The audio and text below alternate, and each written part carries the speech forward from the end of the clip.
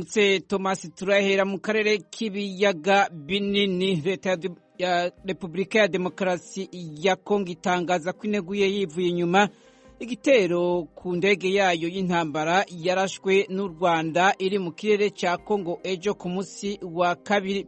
Imenyesha kandi ko itagiye kurera amaboko. Mu itangazo ryashizwe ahagaragara n'ubushikiranganje bwo kumenyesha amakuru ejo ku wa kabiri, Kongo ivuga ko indege yayo mu bwoko bwa Sukhoi 25 yarashwe mu masaha ya saa 11 z'umuhingamo i Goma ku mugwa mukuru w'intara ya Kivu y'uburaruko. Ku bwa leta ya Kongo, iyo ndege yatewe iriko irururuka ku kibuga c'indege mpuzamakungu c'i Goma kandi ntiyigeze yinjira ku butaka bw'u Rwanda. Leta ya Kongo ivuga ko ico gitero cyongereye ku catangujwe n'igisirikare cy'u Rwanda mu gatondo kejo ku munsi wa kabiri nyene mu gisagara ca Kichanga, ariko kikaba caciye gisubizwa inyuma n'igisirikare ca Kongo FARDC. Kongo ivuga ko hagaragaye imirongo y'abasirikare bavuye mu Rwanda berekeza gufasha ibirindiro vya M23 biri i Kibumba na Bwito. Leta ya Kongo ibona ko iki ari kindi gitero cy'u Rwanda kibonwa nk'igikorwa c'intambara gitumbereye kuburizamwo utwigoro tw'amahoro turiko turakogwa two gushira mu ngiro ivyumvikanywe ko i Rwanda na Nairobi. Mu gihe hasigaye iminsi mike ngo hatangure igikorwa cyo kwandika abazokwitabira amatora mu turere two hagati no mu buseruko bw'ico gihugu, leta ya Kongo itera akamo amakungu ko ari ngombwa ko aremera u Rwanda n'umuhari M23 bagahagarika ivyo bikorwa bigamije kuburizamwo amatora. Itangazo rya leta ya Kongo rirangiza rivuga ko naho iri mu twigoro tw'amahoro ifise uburenganzira bwo kurwanira igihugu kandi batagiye kurera amaboko. Iri tangazo rishikirijwe inyuma yaho ejo ku munsi wa kabiri nyene leta y'u Rwanda yavuze ko indege y'intambara ya Repubulika ya Demokarasi ya Kongo yavogereye ikirere cayo, biba ngombwa ko igisirikare cayo kigwanyira mu kirere kiyirasa.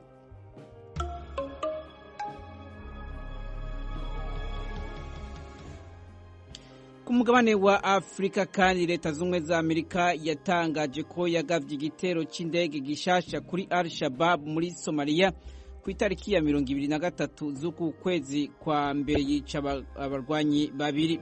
Igisirikare ca Amerika kigwanira ku mugabane wa Afrika kizwi nka Africome cavuze ko ico gitero cakozwe bisabwe na leta ya Somalia.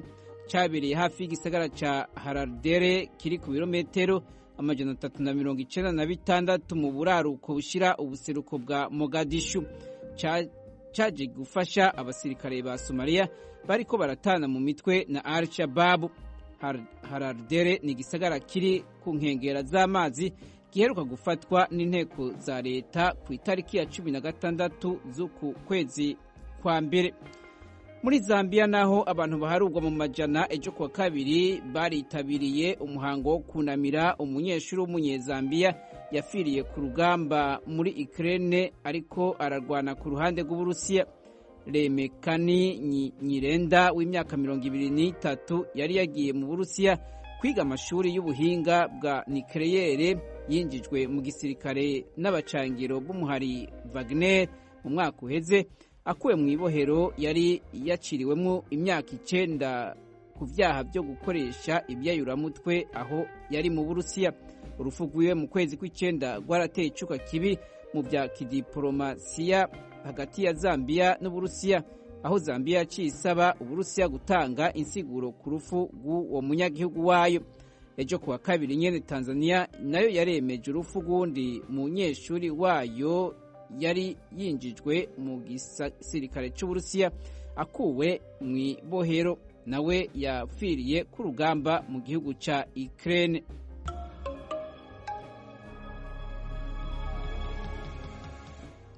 Ku mugabane wa Buraya abana 200 bariko barasaba ubuhungiro mu Bwongereza barimwo abari munsi y'imyaka 16 baraburiwe irengero aho bari bacumbikiwe ivy'imfata kibanza mu hoteli. Ibi biciye bivyura ibibazo bishasha ku kuntu abashikiranganji bajejwe ivy'impunzi bariko baravyifatamwo mu bihe haba haje impunzi nshasha aho mu Bwongereza.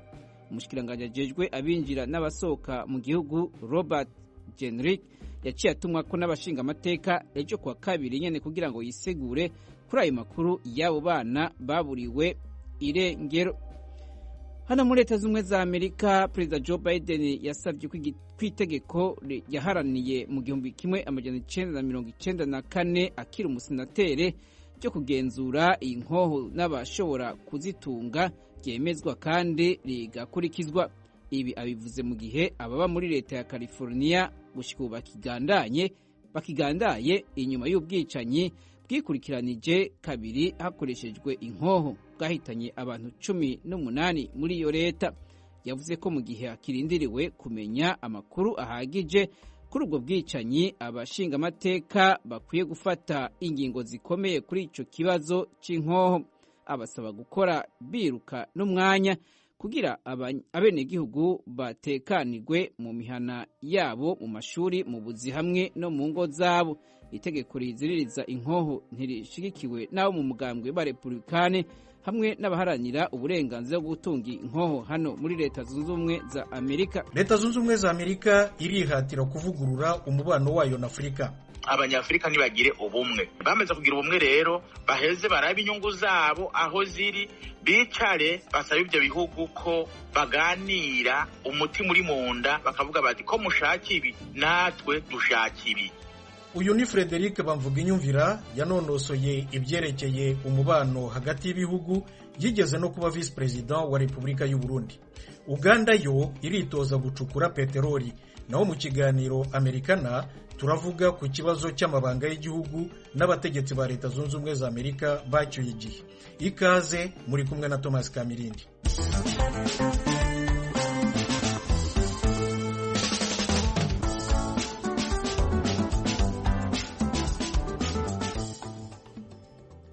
Amakuru yo mu biyaga bigari tuyahere muri Uganda. Ejo President Yoweri Museveni yatangije imirimo yo kwitoza gucukura peteroli.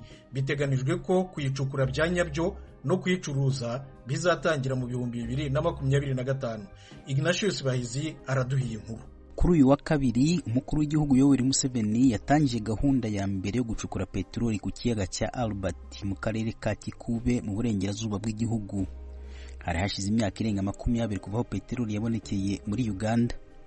Umuhango wo gutangiza gucukura peteroli wakorewe kuri rimwe mu mariba ya peteroli ryitwa Kingfisher, rigiye gucukurwa na kompanyi y'Abashinwa icukura peteroli yitwa Sinuk. Sinuk yo mu Bushinwa hamwe na Total Energies yo mu Bufaransa nibyo byafashe isoko ryo gucukura peteroli ku kiyaga cya Albert gitandukanye Uganda na Repubulika ya Demokarasi ya Congo. Ikigo cy'Abafaransa cyo akaba kizacukura iriba rya Tirenga naryo riri kuri icyo kiyaga.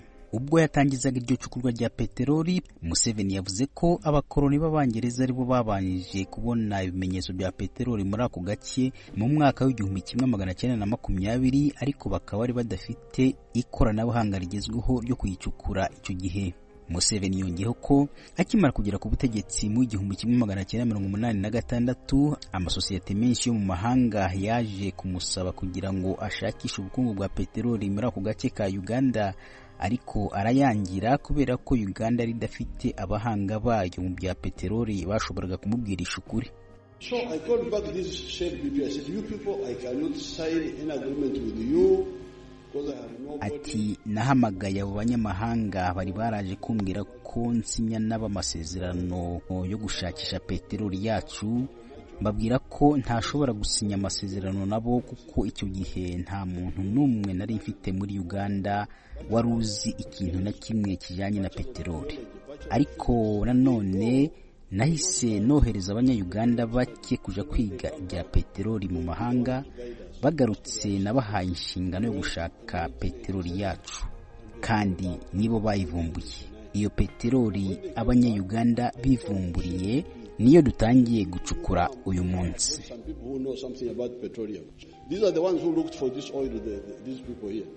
Museveni yanenze impirimbanyi zo mu Burayi, yavuze ko zarwanyije peteroli ya Uganda kugira ngo idacukurwa, cyane cyane inteko ishinga amategeko y'u Burayi ngo zivuga ko uyu mushinga uzagira ingaruka ku bidukikije. abita abanzi b'iterambere muri Afurika. Anasobanura ko ibibazo byose bijanye n'ibidukikije byasuzumwe bihagije mbere yo gutangiza umugambi wo gucukura peteroli. Umuyobozi w'ikigo cya peteroli muri Uganda Ernest Rubondo yavuze ko nubwo uko gucukura peteroli bigiye kubera ku kiyaga cya Albert gisangiwe hagati ya Uganda na Repubulika Iharanira Demokarasi ya Kongo bitazagira ingaruka ku bukungu bwa peteroli bwaba buri ku ruhande rwa Kongo. At the western end of this oil field, you still have more than 10 kilometers before you reach the border with the Democratic Republic of Congo. Ati ku mpera y'uburengerazuba bwaho dutangiye gucukura peteroli hari ibirometero birenga 10 mbere y'uko ugera ku mupaka na Repubulika Iharanira Demokarasi ya Kongo. Iriba rya peteroli ryacu ritangiriye ku nkombe y'ikiyaga cyacu rikagenda ibirometero 3 imbere mu kiyaga kandi n'ibirometero 2 munsi y'ikiyaga.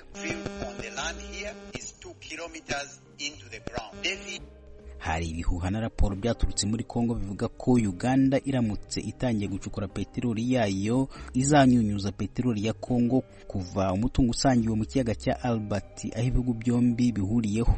Nubwo gucukura uyu mutungo byatangiye umunsi, biteganijwe ko peteroli ya mbere izasohoka mu mwaka wa 2025 nyuma yo kubaka umuyoboro uzayageza mu masoko yo hanze wiswe East African Oil Pipeline unyuze mu nyanja y'Ubuhinde muri Tanzania, kandi hubatswe n'uruganda rwo kuzayitunganya aho mu karere ka Kikube aho yatangiye gucukurwa. Uganda na Tanzania byashize umukono ku masezerano yo kubaka umuyoboro uhuriweho uva Uganda ugana ku cyambu cya Tanga muri Tanzania, kandi nk'uko ibihugu byombi bibitangaza uyu muyoboro uzaba urenga ibirometero 1400 uzanaba ari wo muyoboro wa peteroli muremure cyane ku isi. Biteganyijwe ko uyu muyoboro hamwe n'igisata cya peteroli muri rusange muri Uganda bizahangira imirimo ibihumbi n'ibihumbi mu karere kose ka Afurika y'Iburasirazuba, kandi bikazagabanya ibiciro by'amavuta mu karere nk'uko abahanga mu bya peteroli babitangaza.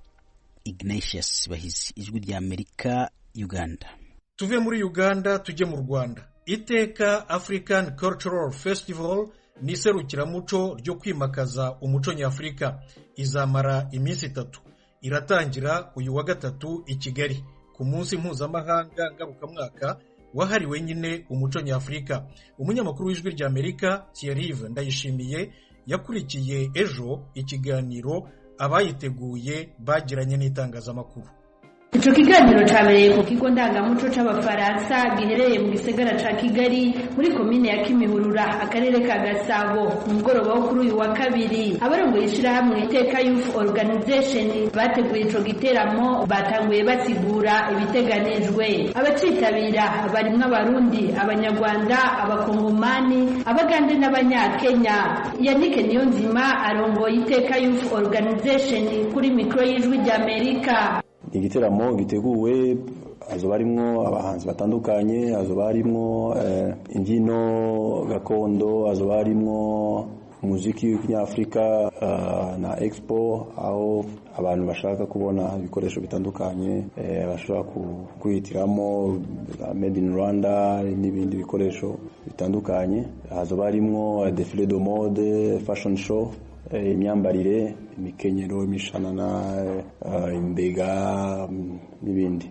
Niganze Lieve umuyobozi w'umugwi Iganze Gakondo Group yo mu Rwanda avuga ko intumbero y'ico giteramo ari ukwigisha abana n'ugwaruka b'Abanyafrika mu muco wabo. Iyi festival izaba ni kimwe kizatuma n'abandi banyamahanga baza kureba iyi festival bakamenya umuco nyarwanda, bakamenya umuco kirundi, bakamenya umuco w'abakongomani n'ibintu byinshi bizaba birimo. Culture ni identity y'Abanyafrika. Hari izindi festival zitari local, ziri international twitabira. Izo rero twitabira tugiye tugaragaza wa muco wacu b'abanyamahanga bakawubona. Icitezwe muri iki giteramo nuko umuntu wese uzitabira azobaje kuvoma ku mutima w'umuco nyafrika, aho azotanga inyigisho zitandukanye zigisha umuco nyafrika icarico nuko wotezwa imbere. Hatangimana Jeremy umuvuzi w'ingoma akaba n'umuririmbyi akomoka mu gihugu c'u Burundi asigura ko abayobozi ba Afrika aribona cyane bakwiye gushira imbere umuco w'ibihugu byabo. ni twebwe nk'abanyafurika guhagarara ururimi rwacu kugira ngo rutere imbere, ni twebwe kuruteza imbere, ni twebwe kuruvuga neza, ni twebwe kuruhagararira. Umunsi abayobozi b'abanyafurika bazohagarara bakavuga bati turashaka ko ururimi rwacu ruvurwa ruje imbere, ruzoje imbere, kuko abazungu abanyaburaya baradukeneye, abanyamerika baradukeneye. Badukeneye kubera iki? Niba badukeneye bazokwiga n'ururimi rwacu baruvuge, kujya twiga urwabo tukaruvuga niko nabo kwiga n'urwacu bakaruvuga. Rero Yannick Niyonzima, umuyobozi w'ishirahamwe Iteka Youth Organization, yemeza ko umuco nyafrika wasubiye inyuma cyane mu bakiri bato. Kuri we harakwiye ingamba nshasha, bakabikina bakabyerekana, ntibafate umwanya munini cyane badukundisha ibyo hanze, ntibafate umwanya munini cyane batwereka muziki yo hanze kurusha iyacu. So n'ibyo ngibyo ni ibintu tugomba kuganira no muri ibi biganiro tuzagirana n'aba artist, nabyo nyine tuzabigarukaho, kuko ubukoroni bwadusigiye ibikomere byinshi, ubukoroni bwadusigiye kwisuzugura, ubukoroni bwo tuzogaruka no ku mateka ya Afrika, kuko byose bifite aho bihuriye. Iki gitaramo ciswe Iteka African Culture Festival kizomara iminsi 3 guhera ku igenekerezo rya 25 gushika ku ya 27 ku kigo c'abafaransa kiri Kimihurura mu gisagara ca Kigali, categuwe mu ntumbero yo guhimbaza umunsi mpuzamakungu wahariwe umuco nyafrika uba ku igenekerezo rya 24 ukwezi kwa mbere buri mwaka. Insanganyamatsiko yacu igira iti ubuhanzi nk'igikoresho c'ubumuntu. Bamwe mu bagize iyo migwi itandukanye baba mu gisagara ca Kigali, abandi baturutse mu bihugu bigize kano karere. Abo nabo barimwe abagize imigwi nka Iganze Gakondo, Iteka Bande, Dani Collection, Abeza Bakaranga, Himbaza Club, Inayoberana n'abandi. Thierry Ndayishimiye, Ijwi ry'Amerika, i Kigali. Ijwi ry'Amerika, tugaruke ku rwego rwa Afurika. Guhiganirwa uyu mugabane birimo birafata indi ntera hagati y'ibihugu by'ibihangange, by'umwihariko Leta Zunze Ubumwe za Amerika, Ubushinwa n'Uburusiya. Kubera iki? Mugenzi wacu Fidele Niyongabo yabivuganyeho na Frederic Bamvuginyumvira, umunyapolitiki w'umurundi n'impuguke yanonosoye ibyerekeye umubano hagati y'ibihugu. Yigeze no kuba Vice President wa Repubulika y'u Burundi. Ari i Buruseli mu Bubiligi. Iki kibazo ni kibazo ukibona umenga kirasanzwe, ari kino kibazo gifise impamvu zitatu zituma turiko turabona ibi turiko turabona. Mu bice ku mayange, impamvu ya mbere ni ingene abanyafrika bigenjeje bashigikira Uburusiya canke Ukraine. Barashigikiye cyane biboneka Uburusiya gusomba ko bashigikiye Ukraine. Cyo ni cyambere. Cya kabiri ni ingene abarusiya bari mu bihugu vya Afrika, nko muri Republique Centrafricaine, bari mu bihugu bindi barimo baragira imigenderanire hirya no hino. Ikindi cya gatatu ni ingene abashinwa barimo barinjira cyane kurondera ubutaka muri kiriya gihugu cha Kongo n'ahandi, ku buryo rero ubona uti hari ikibazo kihambaye. Ugacubona ingene Mali na Burkina Faso bariko barirukana abafaransa muri Afrika, mu kiba ko Ubufaransa, Ubwongereza, Amerika bafite inyungu baronderera hamwe. Ivyo nivyo biriko biratuma abanyaburaya bavuga bati bitwohebera karya karere abarusiya n'abashinwa. Biraboneka uravye ingendo ivyo bihugu by'ibihanganga baziserukira bariko bagira muri Afrika. Umushikiranganje ajeje w'ikigega muri Amerika Janet Yellen, umushikiranganje ajeje w'imigenderanire w'Ubushinwa ari itariki 11 z'uku kwezi yari mu rugendo muri Afrika yari Addis Abeba, aho yavuze ko Afrika idakwiye kuba urubuga rwo guhiganirwa bikomeye hagati y'ivyo bihugu by'ibihangange. Ivyo bikaba biriko biba mu gihe umushikiranganje ajeje w'imigenderanire w'Uburusiya Sergei Lavrov muri Afrika y'Epfo, mu gihe ico gihugu kizogira imyimenyerezo ya gisirikare n'Ubushinwa n'Uburusiya.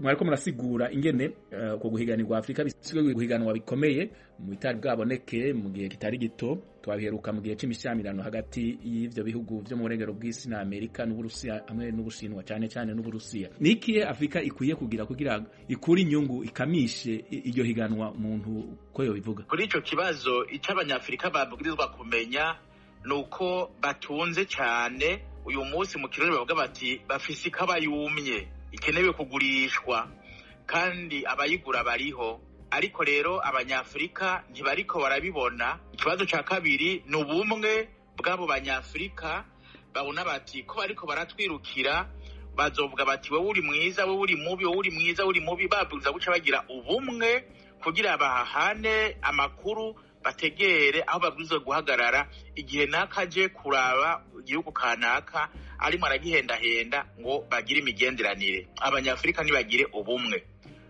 Bamaze kugira ubumwe rero baheze barabe inyungu zabo aho ziri, bicare basaba ibyo bihugu ko baganira umutima uri mu nda, bakavuga bati ko mushaka ibi natwe dushaka ibi.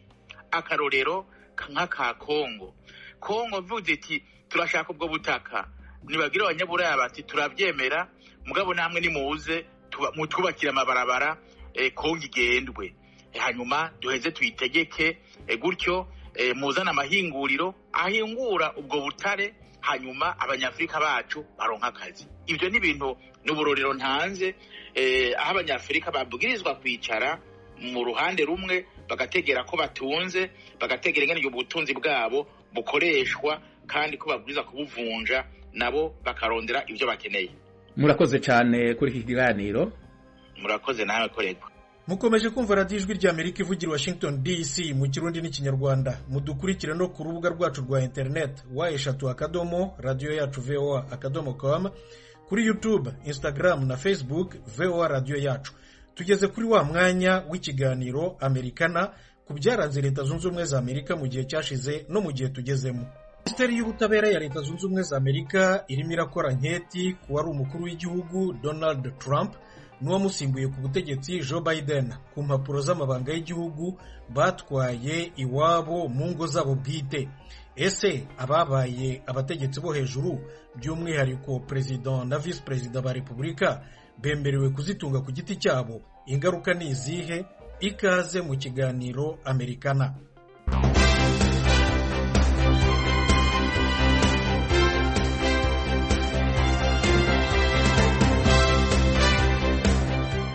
Mu kwezi kwa munani gushize, FBI, ikigo cy'ubugenzacyaha cya Leta Zunze Ubumwe za Amerika, yagiye gusaka ku buryo bw'akataraboneka mu rugo rw'uwahoze ari Perezida wa Repubulika Donald Trump.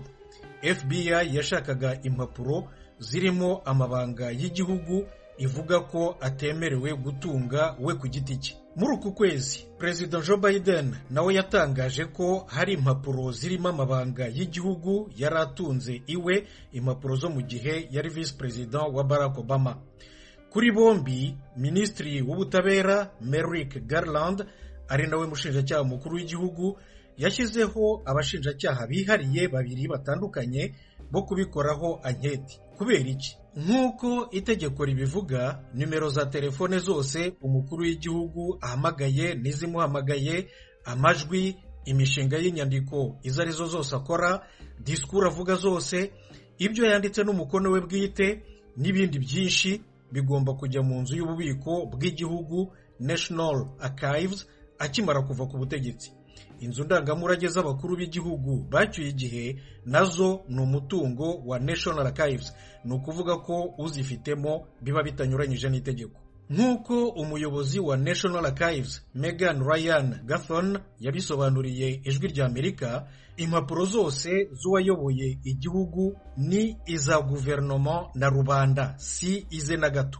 Ati ni mu rwego rwo kubungabunga bimwe mu bigize amateka y'igihugu no kugira ngo abaturage babashe kubaza abayobozi b'igihugu ku mikorere yabo. Buri muturage n'abashakashatsi bashobora gusaba kuzireba bitewe n'ubwoko bwazo imyaka 5 cyangwa 12 nyuma y'uko umukuru w'igihugu avuye ku butegetsi. Siko byahoze. Kuva kuri Perezida wa mbere George Washington wategetse kuva mu 1789 kugera mu 1797, buri wese yumvaga ko impapuro zo ku butegetsi bwe ari umutungo we bwite. Ariko bamwe na bamwe muri bo ku bushake bwabo bazihaga inzu y'ububiko bw'inyandiko za leta. Byahindutse guhera mu 1978. Inteko ishinga amategeko yashyizeho itegeko ko noneho buri wese uvuye ku butegetsi agomba kuzisigira National Archives.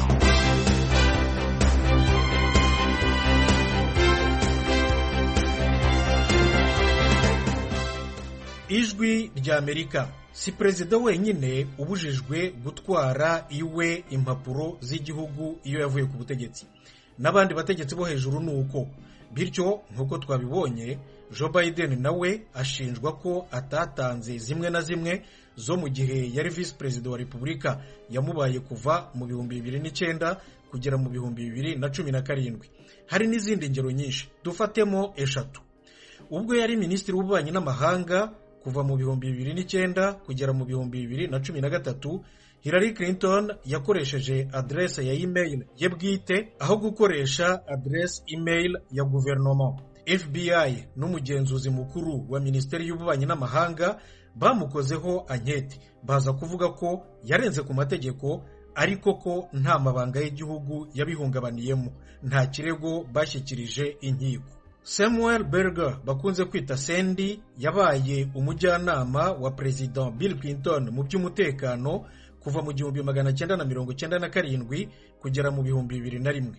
Mu 2005 yemeye icyaha imbere y'urukiko ko yakuye muri National Archives impapuro z'igihugu mu buryo bunyuranyije n'amategeko no kuzangiza. Yakatiwe imyaka 2 y'isubika gihano, gukora imirimo ifitiye igihugu akamaro no kwamburwa uruhushya rwo gukora umwuga wabunganira abandi mu nkiko no mu mategeko. General wavuye ku rugerero David Petraeus yabaye umuyobozi wa CIA kuva mu kwa 9 2011 kugera mu kwa 11 2012. Mu 2015 yemeye mu rukiko icyaha ko yatunze iwe amabanga y'igihugu, hanyuma ahanishwa ihazabu y'amadolari 100,000. Muri make, kuva mu 2005 FBI na Minisiteri y'Ubutabera babikozeho anketi byibura inshuro 11 ku bakozi b'inzego zitandukanye zirimo Minisiteri y'Ingabo, CIA, ikigo cy'igihugu gishinzwe ubutasi mu mahanga, FBI ubwayo na NSA, urwego rwa gisirikare rushinzwe ubutasi bw'ikoranabuhanga. Izi anketi zinjije mu kigega cya leta amadolari 1,000,000 y'ihazabu inkiko zahanishije bamwe muri bo. Naho ku birebana na Donald Trump na Perezida Joe Biden, Minisiteri y'Ubucamanza irimo iriga niba izabashyikiriza inkiko, ariko abahanga mu by'amategeko na politiki bemeza ko kuri Perezida Biden bidashoboka kuko akiri ku butegetsi. Nibyo rero koko abanyamategeko ba Minisiteri y'Ubutabera babyanditse nk'ibwiriza mu 1973.